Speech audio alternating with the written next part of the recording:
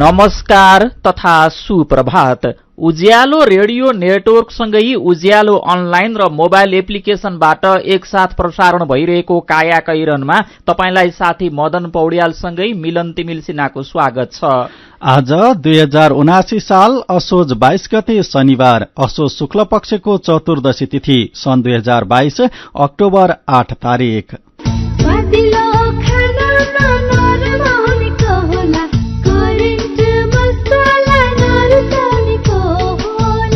काया कैरनको साथमा करेन्ट मसला र करेन्ट चिया, स्वादको झट्का। काया कैरन सुरु गरौं मुख्य खबरका शीर्षकहरूबाट।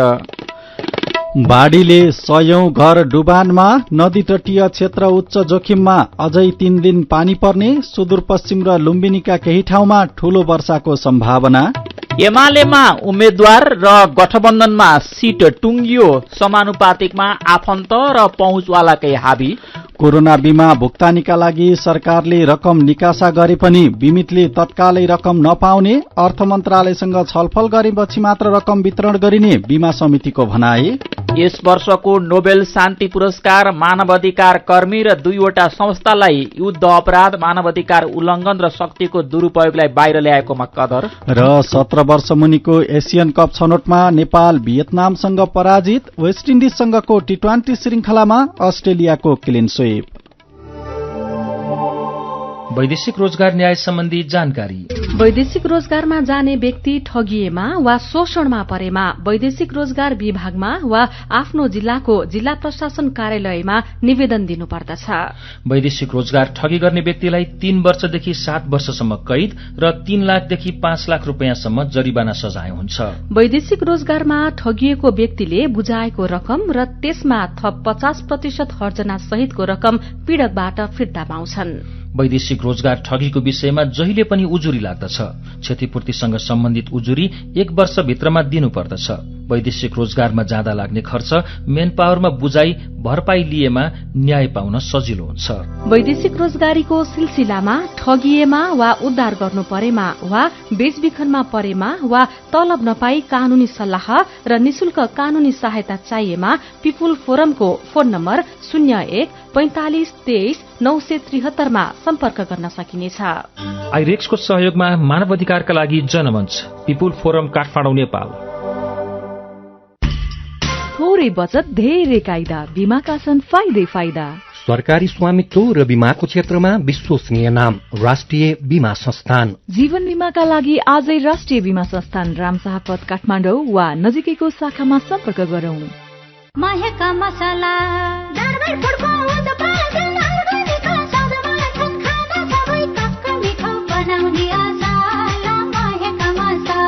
दरबार फूड्सको महेक मसाला, दरबार ब्रान्डका नमकीन, भुजिया र दाल मौटहरू अब अन्तर्राष्ट्रिय स्वादमा सर्वत्र उपलब्ध छ।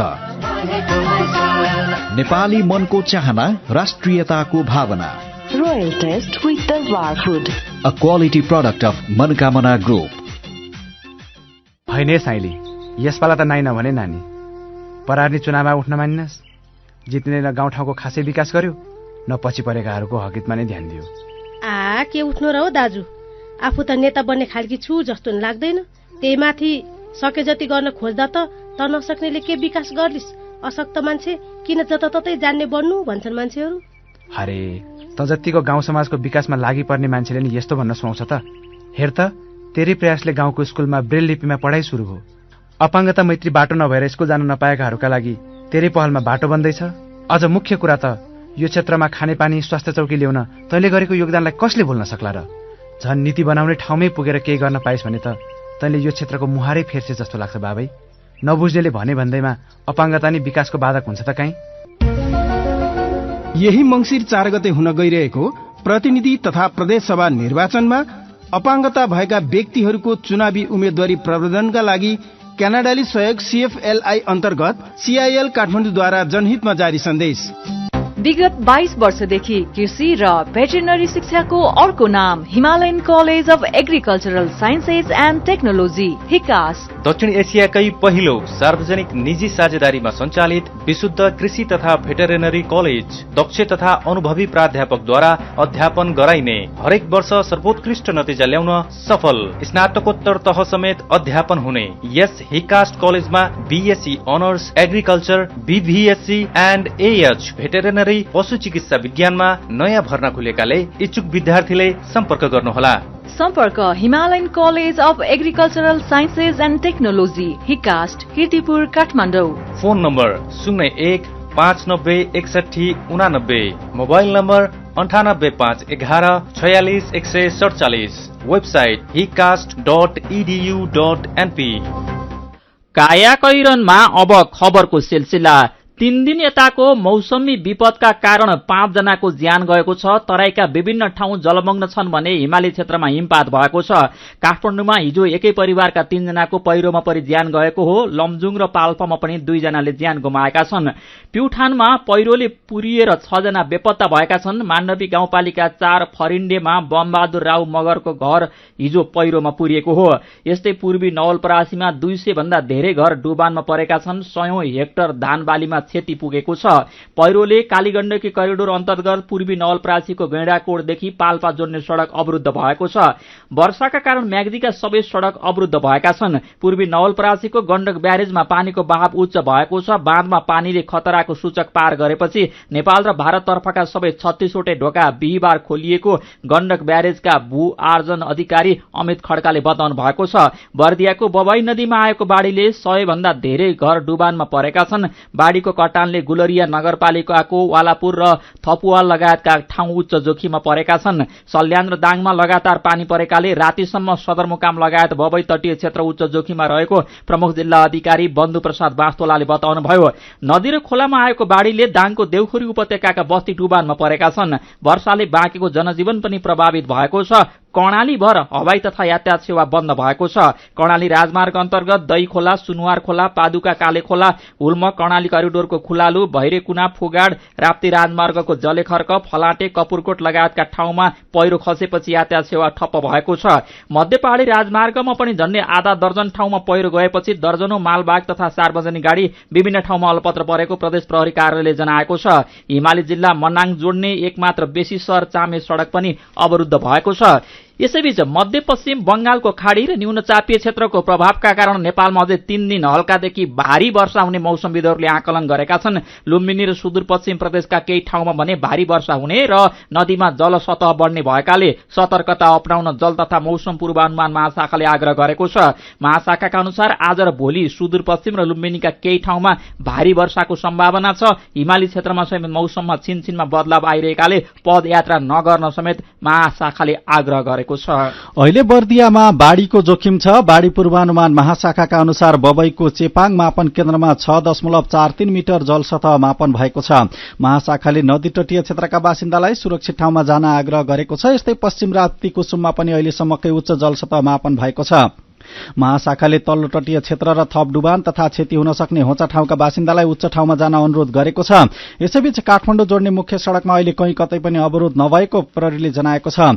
नारायणगढ़ मुगलिन सड़क खण्डमा अहिले गाड़ी सामान्य रूपमा चलेका छन्। मालवाहक गाड़ी बाहेक अरू सार्वजनिक तथा निजी गाड़ी चलिरहेका ट्राफिक प्रहरीकारले चितवनले जनाएको छ। दशैंको यात्रा सहज बनाउन मालवाहक गाड़ी चलाउन रोकिएको छ। अहिले चितवन क्षेत्रमा पनि हल्का पानी परिरहेको छ। सड़क विभागका अनुसार साँफे बगर मारतडी कोल्टी सड़क, कर्णाली राजमार्गको जमुना नेपालगंज कोहलपुर सुर्खेत खुलालु हिल्सा सड़क, तानसेन ऋणी कोरला सड़क र डुम्रे बेसीसहर चामी सड़क बन्द छन्। देशका विभिन्न ठाउँमा ग्रामीण तथा मुख्य सड़क बन्द भएपछि दशैंका यात्रु मर्कामा परेका छन्। धेरै ठाउँमा ग्रामीण सड़क पहिरोले बन्द भएपछि दशैं मनाउन गाउँ गएकाहरू उतै रोकिएका छन्। यात्रा गर्दा सड़कको अवस्था बुझ्न प्रहरीले आग्रह गर्दै आएको छ। पहिरोले बाटो पुरिएका, पानी पर्दा खोलाहरू बढेको र माथिबाट ढुङ्गा झर्ने जोखिम हुने भएकाले यात्रा गर्दा सचेत हुन पनि मौसमविदले आग्रह गरेका छन्।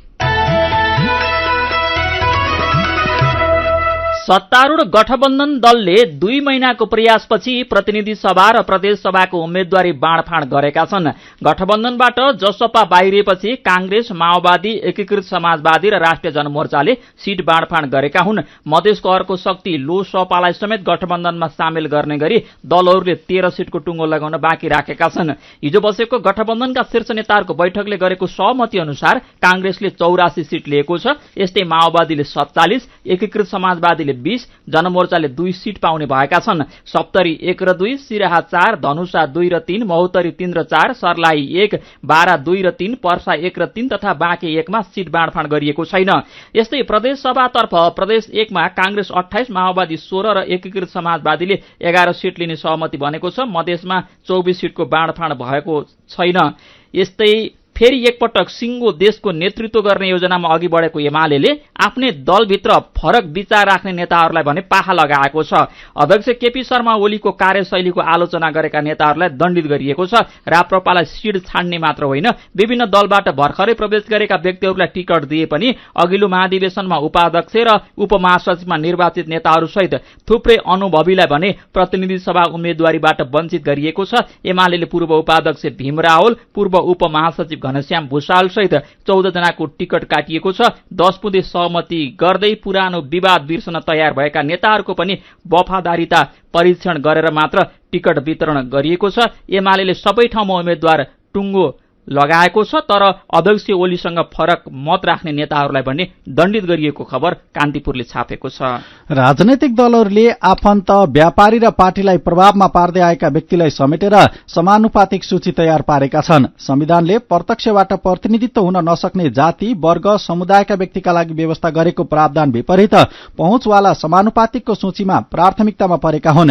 टिकट वितरणमा सहभागी नेताहरूले महिलातर्फ आफ्नै श्रीमती, दिदीबहिनी लगायत आफन्तलाई प्राथमिकतामा राखेर निर्वाचन आयोगमा बन्द सूची बुझाएका छन्। पुरुषको सूचीमा शक्तिमा रहेका नेता र नेताकै आफन्तको नाम समावेश गरिएको छ। आदिवासी, जनजाति, मुस्लिम लगायत क्लस्टरमा पनि राजनीतिक क्षेत्रका पुरानै अनुहारको वर्चस्व देखिन्छ। सत्तारूढ कांग्रेस, प्रमुख प्रतिपक्षी एमाले, माओवादी केन्द्रदेखि राप्रपा र स्वतन्त्र पार्टीले पनि समानुपातिक निर्वाचन प्रणालीको भावना विपरीत हुने गरी सूची तयार पारेर निर्वाचन आयोगमा बुझाएका हुन्। कुल 126 जातिमध्ये कुसुण्डा, नुराङ, राउटे, कलार, लोहोरुङ, बालुन, चिडीमार लगायत 62 जातिको अहिलेसम्म प्रतिनिधि सभामा प्रतिनिधित्व नै भएको छैन। अमात, बान्तवा, जिरेल लगायत 16 जातिको 1 भन्दा बढी प्रतिनिधित्व हुन सकेको छैन। कायाकैरनमा रिपोर्टसँगै खबरहरू बाँकी नै छन्, सुन्दै गर्नुहोला।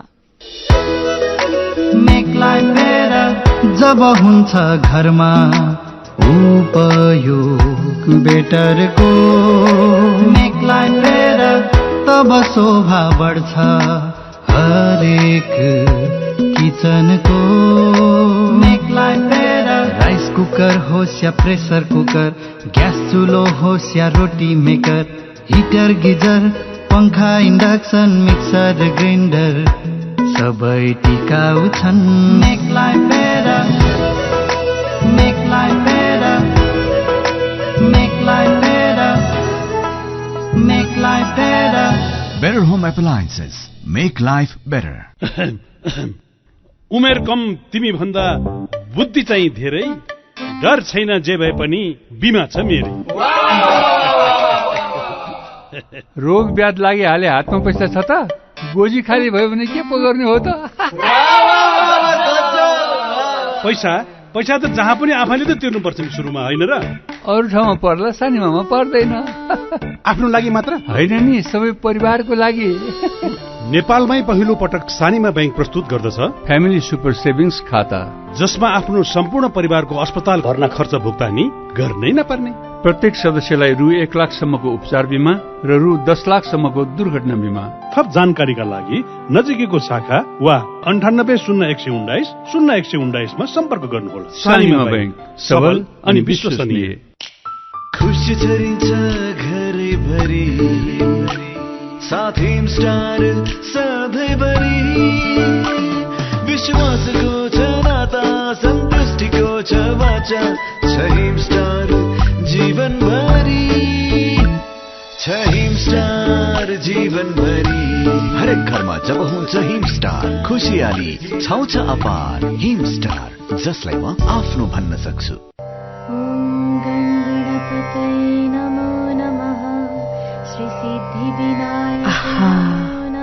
कस्तो मिठो सुगन्ध। आज कुन अगरबत्तीले पूजा गर्यो बुहारी? यो मंगलदीप अगरबत्ती हो आमा। यो अगरबत्तीले पूजा गर्दा मनै आनन्दित हुन्छ। यसमा धेरै काटी पनि छ र यसको सुगन्धले हाम्रो घरलाई मन्दिर जस्तै पवित्र बनाउँछ। गुणस्तरीय उत्पादन र शुद्धताको प्रतीक मंगलदीप अगरबत्ती, सूर्य नेपालद्वारा वितरित एक उत्कृष्ट उत्पादन। सुरक्षित र समृद्ध होस् जिन्दगीको सेरोफेरो। भोलिको लागि सोच्नु पर्ने कर्तव्य हो तिम्रो मेरो। दुःख हुन भोलिलाई बिमा गरौँ है, नेशनल लाइफ इन्सुरेन्समा बिमा गरौँ है। विगत 35 वर्षदेखि सञ्चालनरत नेपालकै पहिलो अग्रणी जीवन बीमा कम्पनी, नेपाल सरकारको पूर्ण स्वामित्व रहेको राष्ट्रिय वाणिज्य बैंक प्रवर्धक रहेको national life insurance company, Ajimpat, Kathmandu. Nepal बैंकको डबल धमाका, सबलाई हुन्छ फाइदा।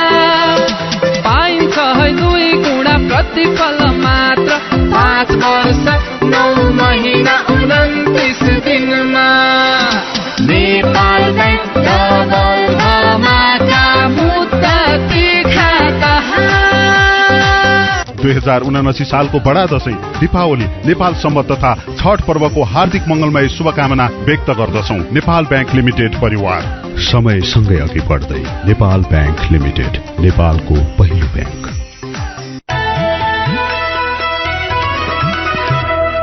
उज्यालो रेडियो नेटवर्कसँगै उज्यालो अनलाइन र मोबाइल एप्लिकेशनमा प्रसारण भइरहेको काया कैरनमा तपाईंलाई फेरि स्वागत छ। यतिन्जेल हामीले बाढीले 100औं घर डुबानमा, नदी तटीय क्षेत्र उच्च जोखिममा, अझै 3 दिन पानी पर्ने, सुदूरपश्चिम र लुम्बिनीका केही ठाउँमा आज पनि ठूलो वर्षाको सम्भावना, एमालेमा उम्मेद्वार र गठबन्धनमा सीट टुंगियो, समानुपातिकमा आफन्त र पहुँचवालाकै हाबी लगायतका खबर प्रस्तुत गर्यौं। अब बाँकी खबर। चीनको सिजियाङ प्रान्तका मुस्लिम समुदाय उइगुरमाथि मानवाधिकार हनन भएको प्रस्तावमा थप छलफल अघि बढाउने कि नबढाउने भन्ने सन्दर्भमा गरिएको मतदानमा नेपालले विपक्षीमा मत दिएको छ। स्विजरल्याण्डको जेनेभामा बिहिबार सम्पन्न मानवाधिकार परिषदको बैठकमा नेपाल चीनको पक्षमा उभिएको हो। बहुमत सदस्य देशले अस्वीकृत गरेसँगै यो प्रस्तावमा अब छलफल अघि नबढाइने भएको छ। नेपाल सहित 19 देशले प्रस्तावको विपक्षीमा मतदान गरेका हुन्। चीनको आन्तरिक मामिलामा भारत तटस्थ बस्दा नेपालले किन पक्ष वा विपक्षीमा मत हाल्नु पर्यो भन्ने प्रश्न उठेको छ। यो सँगै नेपालको असंलग्न परराष्ट्र नीतिमाथि पनि प्रश्न तेर्सिएका छन्। तर जेनेभामा यूएनका लागि नेपालका स्थायी नियोगका प्रमुखका रूपमा काम गरिसकेका कूटनैतिक दिनेश भट्टराई नेपालले गरेको मतदान देशले आफ्नो लामो समयदेखि अपनाउँदै आएको सिद्धान्तकै आधारमा रहेको दावी गर्नुहुन्छ। कोरोनाका कारण शिथिल बनेको सगरमाथा क्षेत्रको पर्यटन व्यवसाय अहिले बिस्तारै चलायमान बन्न थालेको छ। सिजनको शुरूआतदेखि नै पर्यटक आगमन बाक्लिँदा व्यवसायहरू उत्साहित बनेका छन्। सोलुखुम्बुबाट उज्यालो सहकर्मी सुभाष दर्नालको रिपोर्ट। कोरोना महामारीका कारण 2 वर्ष पर्यटन गतिविधि ठप्प बनेको सगरमाथा क्षेत्रमा अहिले पर्यटकको चहल पहल बढेको छ। लामो समय शिथिल बनेको खुम्बुको पर्यटन गतिविधि चलायमान भएसँगै व्यवसायीहरू उत्साहित बनेका छन्। लुक्लाका होटल व्यवसायी कामी शेर्पा, हजुर त्यतिखेर धेरै गाह्रो नै थियो अनि अहिले चाहिँ ठिकै छ, दैराको छ, खैरेर आयो भन्छ। सन् 1953 मा भएको पहिलो सगरमाथा आरोहण यता पहिलो पटक कोरोनाको कहरको चपेटामा सगरमाथा क्षेत्र परेको थियो। अघिल्लो 2 वर्ष सन् 2020 र 21 मा खुम्बु क्षेत्र लगभग सुनसान नै बनेको थियो। त्यो समयमा होटल मजदूर, पथ प्रदर्शक, भरिया र ट्रेकिङ एजेन्सी लगायतले काम गुमाए। तर यो वर्ष सन् 2022 देखि भने पर्यटन क्षेत्र लयमा फर्किँदा पर्यटन व्यवसायलाई राहत मिलेको व्यवसायी सुभाष बस्नेत बताउनुहुन्छ। ट्रेकिङ व्यवसाय गरेर व्यक्तिहरूले आफ्नो घर गुजारा चलाइरहेका त्यो ठप्प हुँदाखेरि धेरै नै सङ्कट आएको थियो। अब बिस्तारै बिस्तारै त्यो ट्रेकिङ व्यवसायहरू सुचारू हुँदै क्रमशः हुँदै गयो भने एकदमै उत्साहित छ। यसले बिस्तारै यो पर्यटनले पिकअप लिन्छ र ती समाधानहरू बिस्तारै समाधान हुँदै जान्छ भन्ने आशा लिएको छ। कोरोना कहरपछि सगरमाथा क्षेत्रमा 32,758 जना पर्यटकले भ्रमण गरेको सगरमाथा राष्ट्रिय निकुञ्जको कार्यालय नाम्चेको तथ्याङ्क छ। कोरोनाका कारण थला परेको पर्यटन क्षेत्रलाई विशेष प्याकेजका साथ अघि बढ्ने विषयमा सरकारसँग छलफलमा जुटेको बताउनुहुन्छ trekking agency association of Nepal टानका अध्यक्ष नीलहरि बास्तोला। त्यसमा टानले तपाईँको चाहिँ अलिकति मन्त्रालयहरूसँग लगनी गरेर अलिकति पर्यटकहरू यहाँ आएको पर्यटकलाई अलिकति सहजीकरणका लागि र अब आउनेवालालाई पनि अलिकति केही राहत भनौँ केही अफर यो भिजा फ्री गर्ने या कुनै केही तपाईँको चाहिँ सब्सिडी प्रोग्रामहरूको विषयमा हामी अरू आउने एयरलाइन्सहरूसँग अलिकति कोअपरेसन गरेर हुन्छ। अब यो विभिन्न विषयमा हामी सफल छौँ। कोरोना महामारीले थलिएका आन्तरिक पर्यटकीय क्षेत्रहरू तङ्ग्रिँदै गएका छन्। थला परेको पर्यटन व्यवसायलाई चलायमान बनाउन सरकार, स्थानीय बासिन्दा, पर्यटन तथा होटल व्यवसायीहरूले समेत विशेष प्याकेजका कार्यक्रम ल्याउन आवश्यक देखिन्छ। काया कैरनमा मेरो पनि भन्नु छ र कार्टुनसँगै खबरको सिलसिला बाँकी नै छ, सुन्दै गर्नुहोला। आमै भन्छन् दसैँ आयो टुप्लो काई खोरो काई दसैँ खर्च चाहियो। बाले भन्छन् चोकको आयामी गएर पैसा ल्याउनु पर्यो। आयन गर्ने मोबाइल बनाए स्टाइलमा कुरो बुझ्या हो। ए लौन दीपा के साह्रो गाह्रो गर्ने के पो हो। ए सुन दीपक नौलो कुरो बजारमा हतारमा थाहा पाऊ है। छ पैसा पठाउन आयामी साथैमा मोबाइल खातैमा पैसा पाइन्छ है। बम्परमा त सालको बाटैमा खातैमा 10 लाख पाइन्छ है। 10 लाखै पाइन्छ है।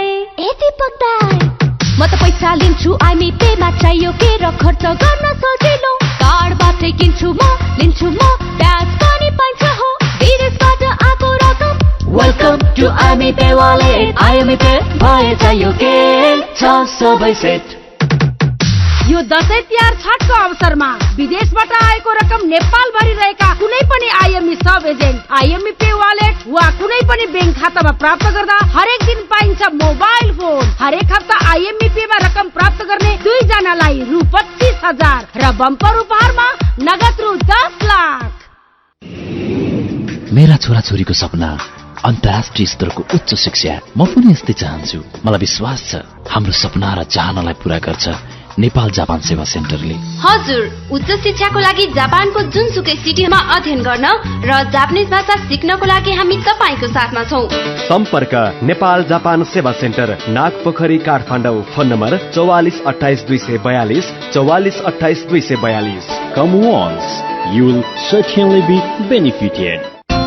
अन्तर्राष्ट्रिय स्तरको आँखा अस्पताल दृष्टि आँखा केन्द्र कलंकीमा बिना इन्जेक्सन मोतीबिन्दुको शल्यक्रिया, मधुमेहका बिरामीको पर्दाको परीक्षण तथा शल्यक्रिया, जलबिन्दुको उपचार तथा शल्यक्रिया, अल्छी आँखाको उपचार, साथै दृष्टि आँखा अस्पताल कलंकीमा नाक, कान तथा घाँटीको सम्पूर्ण उपचार तथा शल्यक्रिया सेवा। सम्पर्क दृष्टि आँखा केन्द्र कलंकी। फोन 01-522-4352 522-4353। Website www.drishtieye.org। हाम्रा शाखाहरू काठमाडौँको जमल, चाबहिल, नयाँ बानेश्वर तथा टोखामा पनि। सबैका लागि दृष्टि, सधैँका लागि दृष्टि। उज्यालो रेडियो नेटवर्क मार्फत देशभरिका विभिन्न एफएम स्टेशन तथा उज्यालो अनलाइन र मोबाइल एप्लिकेशनमा प्रसारण भइरहेको काया कैरनमा तपाईलाई फेरि स्वागत छ। अब बाँकी खबर। कोरोना बीमा भुक्तानीका लागि भन्दै सरकारले 1 अर्ब रुपैयाँ निकासा गरे पनि बीमितले तत्कालै रकम नपाउने भएका छन्। बीमितलाई भुक्तानी गर्न बाँकी रकमको तुलनामा सरकारले निकासा गरिसकेको रकम निकै कम भएकोले त्यस सम्बन्धमा अर्थ मन्त्रालयसँग छलफल गरेपछि मात्र रकम वितरण गरिने बीमा समितिले जनाएको छ। पैसा पठाएको पत्र अर्थ मन्त्रालयबाट प्राप्त भएको छ, तर यसबारे छलफल हुन पाएको छैन। बीमा समितिका कार्यकारी निर्देशक राजु रमण पौडेलले भन्नुभयो, दशैं बिदा सकिएपछि छलफल गर्छौं र नागरिकलाई वितरण शुरू गर्छौं। धेरै रकम सर्वसाधारणलाई तिर्नुपर्ने भएको तर थोरै रकम प्राप्त भएकोले के कसरी वितरण गर्ने भन्ने विषयमा अर्थ मन्त्रालयसँग छलफल गरेपछि मात्र निर्णय लिइने उहाँको भनाइ छ। कोरोना बीमा लेख अन्तर्गत 17,58,343 जनाले कोरोना बीमा गरेका थिए। बीमा गरेका मध्ये 1,62,346 जनाले बीमा दावी गरेका छन्। यो परेको कुल दावी 15 अर्ब 35 करोड़ 68 लाख रुपैयाँ हो। परेको दावी मध्ये 50,447 जनालाई 4 अर्ब 83 करोड़ 35 लाख रुपैयाँ भुक्तानी भइसकेको छ। मेरो पनि भन्नु छ। दलहरू तालमेल र सीट बाँडफाँडमा व्यस्त रहेको खबरमा तारा बस्नेतको प्रतिक्रिया छ। देशभर बाढी पहिरोले सताइरहेको छ। डेंगीको जोखिम उस्तै छ। चाडपर्वको बेला महँगीले उपभोक्ता हैरान भए, तर नेताहरूलाई यी सबै कुरामा कुनै मतलब छैन।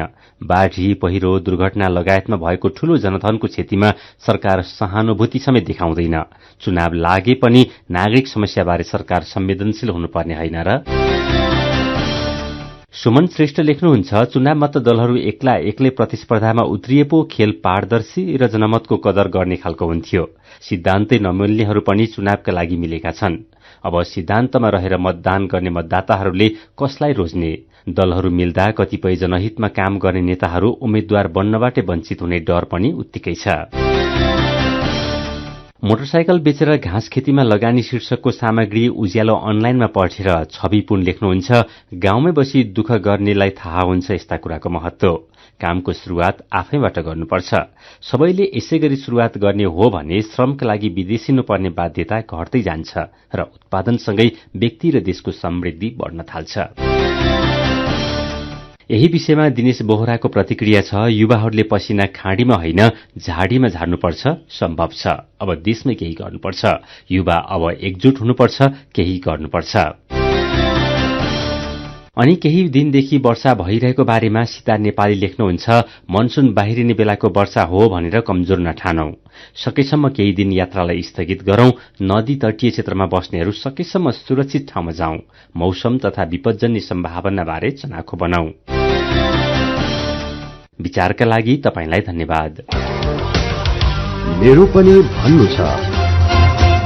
मेरो पनि भन्नु छ प्रस्तुत गर्दै हुनुहुन्थ्यो साथी भोजेन्द्र बस्नेत। काया कैरनमा अब विदेशको खबर। यस वर्षको नोबेल शान्ति पुरस्कार बेलारुसका मानवाधिकार कर्मी एलेस बिअलियात्स्की र युक्रेन तथा रुसका दुईवटा मानवाधिकारवादी संस्थालाई प्रदान गरिने भएको छ। शान्ति तथा प्रजातन्त्रका लागि नागरिक समाजको महत्वलाई प्रदर्शित गरेका आधारमा मानवाधिकारवादी संस्थाहरू रुसको मेमोरियल र युक्रेनको सेन्टर फर सिभिल लिबर्टी पुरस्कृत हुने भएका हुन् भने मानवाधिकार विरोधी गतिविधि अन्त्य गर्न सक्रिय रहेकाले बेलारुसका एलेस छानिएका हुन्। नोबेल कमिटिले यो वर्षको शान्ति पुरस्कार नागरिक समाजका प्रतिनिधिलाई दिन लागेको जनाएको छ। उनीहरूले वर्षौंदेखि शक्तिको आलोचना गर्ने, अधिकारको प्रवर्धन र नागरिकको आधारभूत अधिकारको संरक्षण गर्दै आएका छन्। पुरस्कार कमिटिले भनेको छ उनीहरूले युद्ध अपराध, मानवाधिकार उल्लङ्घन र शक्तिको दुरूपयोग सम्बन्धलाई दस्तावेजीकरण गर्न विशिष्ट भूमिका निर्वाह गर्दै आएका छन्। मानवाधिकार र प्रजातन्त्रलाई विकसित गर्न युक्रेनी मानवाधिकारवादी संस्था सेन्टर फर सिभिल लिबर्टी स्थापना भएको हो। यसै वर्षको फेब्रुअरीमा युक्रेनमाथि आक्रमण भएपछि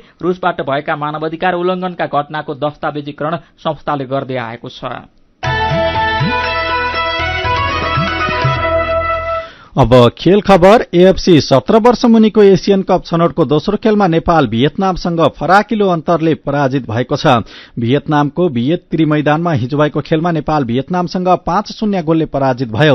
लगातार दोस्रो हारसँगै नेपालको छनौटको सम्भावना सकिएको छ। नेपाल पहिलो खेलमा थाइल्याण्डसँग 3-0 गोलले पराजित भएको थियो। नेपाल अंक तालिकामा अंकविहीन रहँदै पुछारमा छ। भियतनाम 6 अंक जोडेर शीर्ष स्थानमा रहेको छ। थाइल्याण्ड 6 अंक जोडेर दोस्रो स्थानमा छ। नेपालले भोलि चाइनिज ताइपेईसँग खेल्नेछ। खेलकै अर्को खबरमा घरेलु टोली अस्ट्रेलियाले वेस्ट इन्डिजसँगको टी20 श्रृंखलामा क्लिन स्वीप गरेको छ। ब्रिस्बेनमा हिजो भएको दोस्रो खेलमा अस्ट्रेलियाले वेस्ट इन्डिजलाई 31 रनले हराएको हो। पहिलो खेलमा अस्ट्रेलिया 3 विकेटले विजयी भएको थियो। काया कैरनमा अब केही खबर संक्षेपमा। माओवादी अध्यक्ष पुष्पकमल दाहाल प्रचण्डले आफ्नो गृह जिल्ला चितवन छाडेर गोर्खा 2 बाट प्रतिनिधि सभा चुनावमा उम्मेदवारी दिने निर्णय गर्नु भएको छ। राष्ट्रिय स्तरको अनुमान र विवरण खुल्ने गरी विभिन्न क्षेत्रमा गरिने तथ्याङ्क संकलन तथा त्यसको प्रकाशनका लागि सरकारको अनुमति लिनुपर्ने भएको छ। गएको भदौ 28 मा प्रमाणीकरण भएर कार्यान्वयनमा आएको तथ्याङ्क ऐन 2079 अनुसार राष्ट्रिय एवं अन्तर्राष्ट्रिय गैर सरकारी संस्था, निजी तथा सामुदायिक संस्था र व्यक्तिगत रूपमा गरिने अध्ययनले राष्ट्रिय स्तरको प्रतिनिधित्व गर्ने अवस्था रहे त्यस्तो तथ्याङ्क संकलनका लागि सरकारको अनुमति लिनुपर्ने भएको हो। नाबालिग बलात्कार आरोपमा पक्राउ परेका राष्ट्रिय क्रिकेट टिमका निलम्बित कप्तान सन्दीप लामिछानेसँग अदालत खुलेपछि मात्र बयान हुने भएको छ।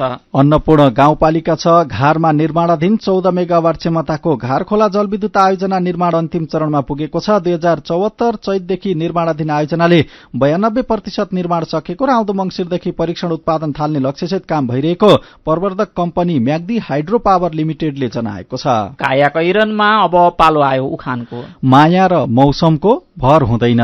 उखानसँगै हामी कायाकैरनको अन्त्यमा आइपुगेका छौं। आजका मुख्य खबर फेरि एकपटक। बाढीले 100औं घर डुबानमा, नदी तटीय क्षेत्र उच्च जोखिममा, अझै 3 दिन पानी पर्ने, सुदूरपश्चिम र लुम्बिनीका केही ठाउँमा ठूलो वर्षाको सम्भावना। एमालेमा उम्मेद्वार र गठबन्धनमा सीट टुंगियो, समानुपातिकमा आफन्त र पहुँचवालाकै हाबी। कोरोना बीमा भुक्तानीका लागि सरकारले रकम निकासा गरे पनि बीमितले तत्कालै रकम नपाउने, अर्थ मन्त्रालयसँग छलफल गरेपछि मात्र रकम वितरण गरिने बीमा समितिको भनाई। यस वर्षको नोबेल शान्ति पुरस्कार मानव अधिकार कर्मी र 2वटा संस्थालाई युद्ध अपराध, मानव अधिकार उल्लंघन र शक्तिको दुरूपयोगलाई बाहिर ल्याएकोमा कदर। र 17 वर्ष मुनिको एसियन कप छनौटमा नेपाल भियतनामसँग पराजित, वेस्ट इन्डिजसँगको टी20 श्रृंखलामा अस्ट्रेलियाको क्लिन स्वीप।